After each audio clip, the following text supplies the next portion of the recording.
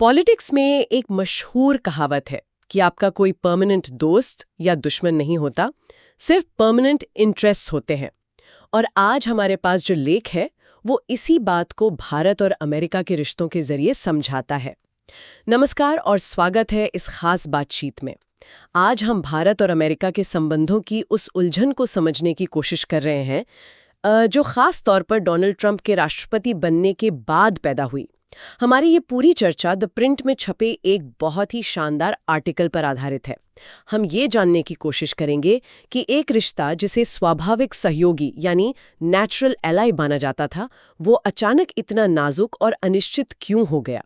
और हाँ, यूपीएससी की तैयारी करने वालों के लिए ये खास तौर पर ज़रूरी है क्योंकि इंटरनेशनल रिलेशंस मतलब जीएस पेपर 2 में ऐसे डायनामिक्स को समझना बहुत अहमियत रखता है। तो चलिए सीधे मुद्दे पर आते हैं। देखिए, आर्टिकल की शुरुआत ही एक बहुत ही बुनियादी सवाल से होती है, लेकिन वो सवाल काफी परेशान करने वाला है। आखिर उस दौर में भारत में अमेरिका से जुड़ा हर व्यक्ति एक स्थायी चिंता में क्यों जी रहा था? मतलब व्यापारी टैरिफ से परेशान थे, अमेरिका में काम कर रहे भारतीय अपने वीजा को लेकर डरे हुए थे और आम यात्री भी, वो भी वीजा मिलने की प्रक्रिया से घबरा रहे थे। ये सब अचानक कैसे हो गया? इस झटके को समझने के लिए मुझे लगता है हमें थोड़ा पीछे जाना होगा, क्योंकि कहानी हमेशा ऐसी नहीं थी। बिल्कुल। आज की चिंता को समझने के लिए इतिहास की परतों को खोलना बहुत जरूरी है।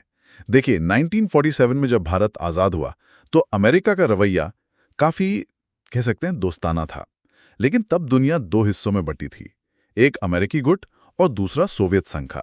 और भारत ने गुटनिरपेक्षता की नीति अपनाई। हाँ, नॉन अलाइंड मूवमेंट। हमने तय किया कि हम ना तो अमेरिका के गुट में रहेंगे, न ही सोवियत संघ के। हम अपना रास्ता खुद बनाएंगे। तो एक दूरी तो बनी रही होगी इससे। एकदम सही।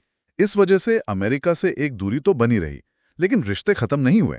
इसका सबसे बड़ा सबूत हमें 1962 में मिला, जब चीन ने हमला किया था। हाँ, उस मुश्किल घड़ी में अमेरिका ने भारत की मदद के लिए हथियार और सहायता भेजी थी। लेकिन दो बड़ी रुकावटें हमेशा रहीं।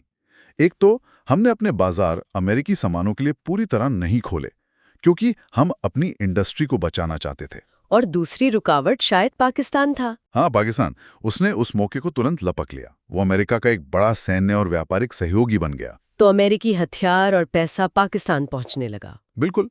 और ये शीत युद्ध का दौर था, तो भारत में सीआईए की गतिविधियों को लेकर भी हमेशा एक शक बना रहता था। हालांकि हमारी कुछ चिंताएं शायद थोड़ी बड़ी चढ़ी हों, लेकिन उस दौर के रिकॉर्ड्स बताते हैं कि सीआईए भारत में वाकई बहुत सक्रिय थी। आपने बताया कि शुरुआती दौर में ये उतार चढ़ाव थे, लेकिन ऐसा कौन सा मौका था जब रिश्ते सबसे ज्यादा खराब हुए? वो ब्रेकिंग पॉइंट क्या था? वो ब्रेकिंग पॉइंट था 1971। 1971। हाँ, नवंबर 1971 में तत्कालीन प्रधानमंत्री इंदिरा गांधी व्हाइट हाउस गईं।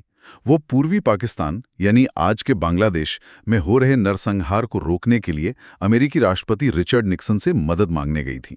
लेकिन निक्सन ने तो उन्हें ना सिर्फ नजरअंदाज किया, बल्कि निजी तौर पर अपमानित भी किया। और इसकी वजह क्या सिर्फ पाकिस्तान से दोस्ती थी? वजह उससे भी बड़ी थी। उस समय अमेरिका पाकिस्तान की मदद से चीन के साथ अपने रिश्ते खोल रहा था। अच्छा। और वो उस वक्त की सबसे बड़ी जियोपॉलिटिकल घटना थी। निक्सन और उनके सलाहकार हेनरी किसिंजर के लिए पाकिस्तान की दोस्ती वो चीन तक पहुंचने का दरवाजा थी। तो जब भारत पाकिस्तान युद्ध छिड़ा तो अमेरिका ने खुलकर पाकिस्तान का साथ दिया। मतलब अपना 7वां जहाजी बेड़ा तक भेज दिया था बंगाल की खाड़ी में, भारत को डराने के लिए। हाँ, वो 7th फ्लीट वाला किस्सा वो दिखाता है कि निक्सन प्रशासन भारत के खिलाफ जाने के लिए किस हद तक तैयार था। ये भारत अमेरिका संबंधों का कह सकते हैं सबसे निचला स्तर था। तो फिर इस बुरे दौर से हम बाहर कैसे निकले? रिश्ते फिर से पटरी पर कब आए? निक्सन के इस्तीफे के बाद धीरे धीरे हालात सुधरने लगे। यहां तक कि राष्ट्रपति रोनाल्ड रेगन, जिन्होंने अफगानिस्तान में सोवियत संघ को हराने के लिए पाकिस्तान को अपना सबसे बड़ा सहयोगी बनाया था, उनके भी भारतीय नेताओं के साथ काफी अच्छे और गर्मजोशी भरे संबंध थे।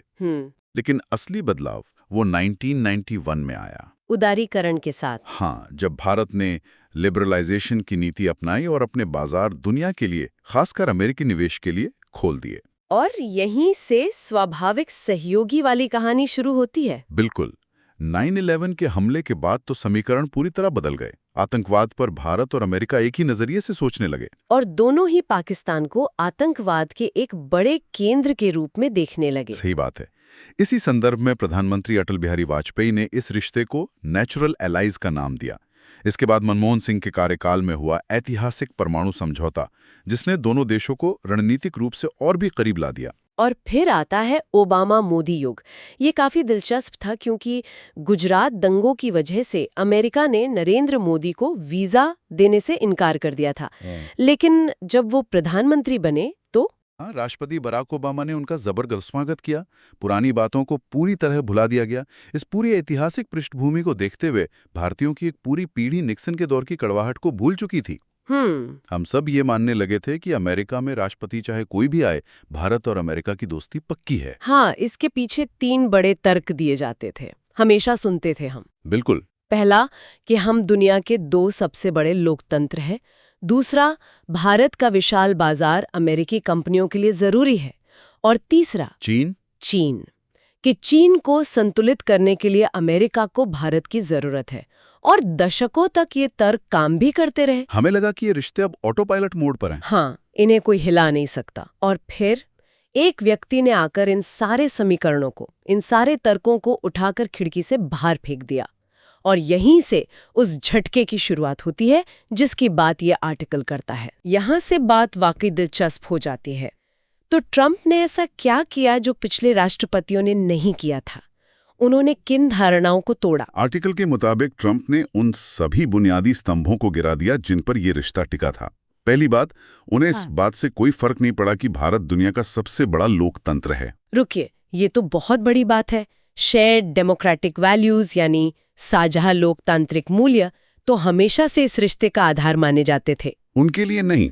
दूसरी बात, वो भारतीय बाजार में अपनी शर्तों पर पहुंचाते थे। उनका संदेश साफ था। क्या? या तो हमारे सामान के लिए अपने दरवाजे खोलो, वरना तुम्हारे एक्सपोर्ट को हम अमेरिका में मुश्किल बना देंगे। वो हार्ले डेविडसन वाला मुद्दा है ना? हाँ बिल्कुल। वो हार्ले डेविडसन बाइक पर लगने वाले टैक्स का मुद्दा उन्होंने बार बार उठाया।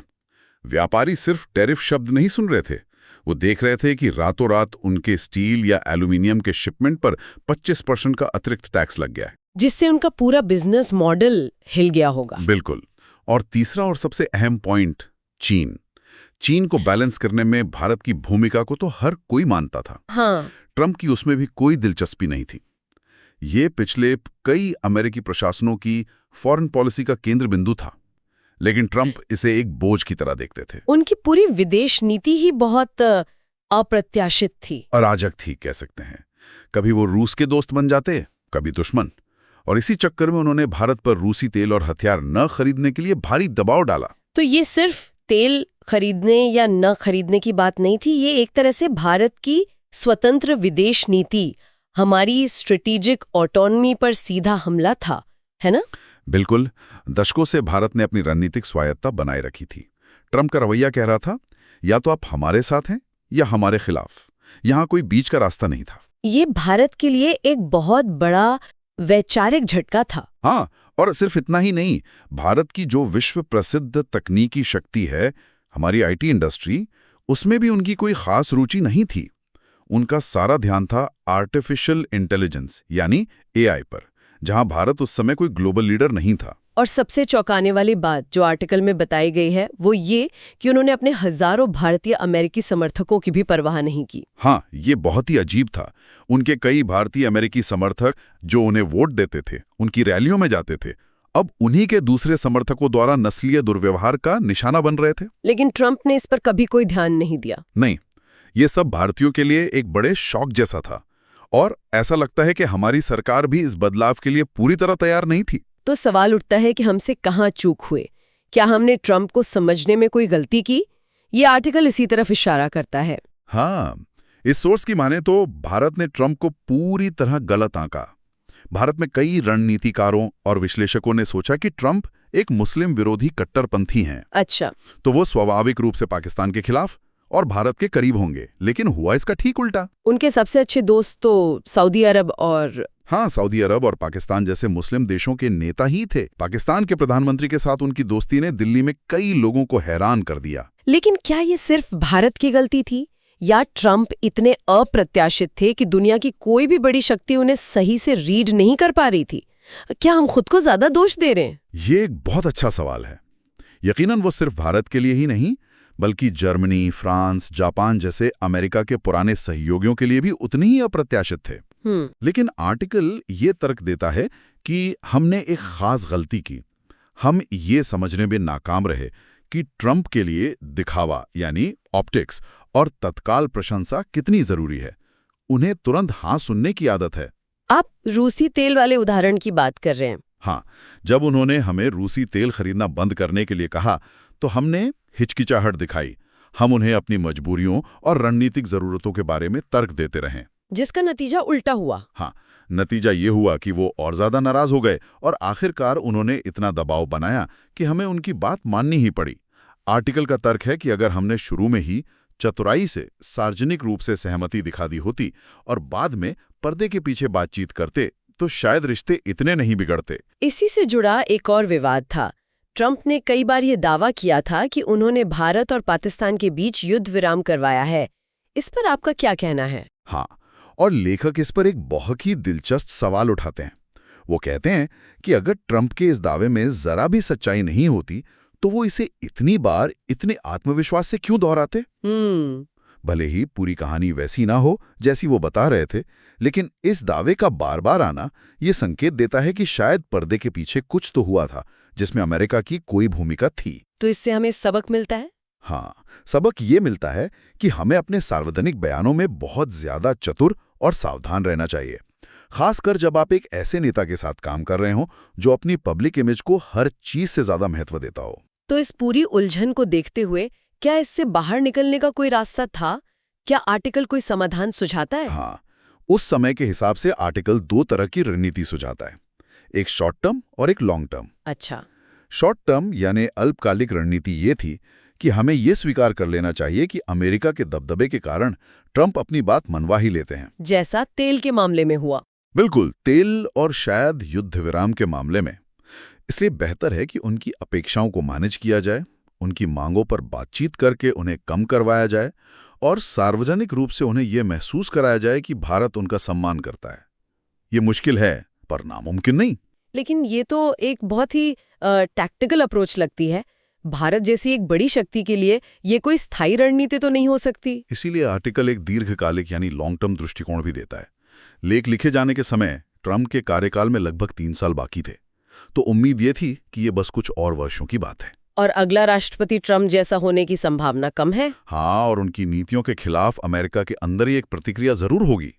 तब भारत अमेरिका संबंधों की जो मौलिक ताकत है, मतलब लोकतंत्र, साझा हित, चीन का मुद्दा, वो फिर से उभर कर सामने आएगी। लेकिन लेख का अंत एक बहुत ही गंभीर चेतावनी के साथ होता है। हाँ, और वो चेतावनी आज भी उतनी प्रासंगिक है।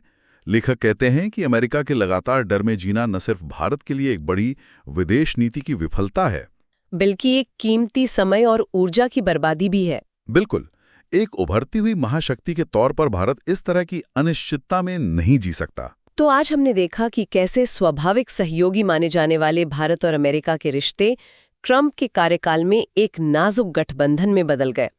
यह इतिहास व्यक्तिगत महत्वाकांक्षाओं और बदलती हुई वैश्विक प्राथमिकताओं का एक जटिल मिश्रण है।